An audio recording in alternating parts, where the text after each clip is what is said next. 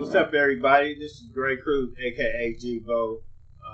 Follow us on No Warning Shot series. I have here a good friend of mine, Marlo.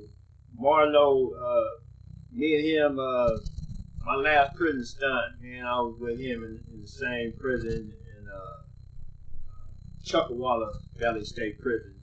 And what I'm gonna do is I'm gonna let him share some testimonies, stories of how it was. But first, I want to just let him share how it was growing up in Southeast San Diego in the neighborhood that he grew up in at the beginning. And if you can, share when it was and what you were doing as far as you was involved in the gang activity and the drug dealing. And at what age did you start doing that? Okay, my name is Marlo Terry, aka my AKA, I'm gonna tell you guys my AKA, don't tell nobody I told you this, but my AKA is M Hall, and I'm from 59 Grams, the Southeast gang located in the Ocean View area. And as I was growing up, I was, I kind of kept my the gangbanging stuff away from, because mom was kind of strict. I grew up in a one-parent home, and they didn't, she didn't play that. So when we moved from 35th and Ocean View when I was in about the 5th grade. So I moved out to Lemon Grove. So when I moved out to Lemon Grove, I was out in a better rural area, but I just would, go back to the spot. Now I could do whatever I wanted to do, be wild over there in the southeast side. Nobody was the wiser in the Lemon Grove area, except for a few people that in the neighborhood they knew. And I think some of the stuff that I did might have rubbed off on some of them because I thought I was a gang member. As I say, me, Brian Jackson, and Brian Jackson, one of my older homies, he grew up and he came out there. And then I got into dealing drugs. I got to dealing drugs pretty heavy. So let me ask you this: how old were you when you first started dealing? When I first started dealing drugs, I was 14 years old. I didn't start dealing drugs until I was 16. I'll say 16. Okay. And what year was that?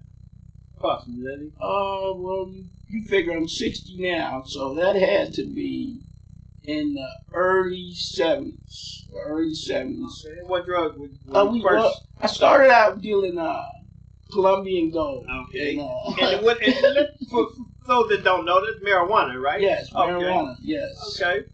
Okay, so I started out dealing Colombian gold and things of that nature. Then I went to trying to make more money, and about this time I was still in the sports. I was wrestling at Helix High and won some championships doing that. But nobody in the school that I went to, which was Helix, knew my other lifestyle, except for the people that knew me. People that knew me from the other side of town, they was like, "What school you go to?" Well, I thought you lived in the South. Oh, I did, but I go out here. Man, how you? But that's what happened. So I'm still a brim for life. So don't get that part twisted. You can get it if you want to. Now that was my motto and my thing then. So after dealing drugs, marijuana, I went to dealing PCP, which at the time we had Lovely, and that was PCP poured on to weed, and then I dealt that for some years. And let me ask you this: what area was you dealing PCP? Because I know back then there was a lot going on down at Ocean View Park. Yes, I was dealing at Ocean View Park, the Palisades, and see, I have a lot of cousins that were from the other side of the road. So I got to know a lot of Crips at a young age. Okay. So being that my cousins were Crips and I was a blood, I got a pass on the Crip side, so I got to learn and know a lot of Crips growing up. You see, you know, and some of them used to say, you know, you from the other side. You know, they used to tamper with it, but they know if push come to shove that they would have to deal with the rest of my family. That was all posted. So with that going on, it was you know, I just got to play like be all around town. So I never had to stay right in one area. And then as I was dealing drugs, my drugs sales and stuff, that made me more acceptable to all crowds. You know what I'm saying? Because everybody was that's in those lifestyles. Most of the time they're dealing in drugs. But I didn't, you know, I did a lot of prison with this too now. So you know, when did you first start going to prison? The first time I went to prison was in right after I graduated from high school. I mean, I think I wasn't graduated from high school 3 months, and my mom kept telling me, "Go in service or do something. You know, you're gonna get up out of here. You're gonna do something." And you know, I was making my little money here and there, and so you know, I was not really. I was listening, but not really listening. So you know, so you hit prison yard, and what prison did you? So my first prison yard that I went to in 1979 was Chino. And at the time, Chino was the reception center for San Diego and Donovan. And do you know?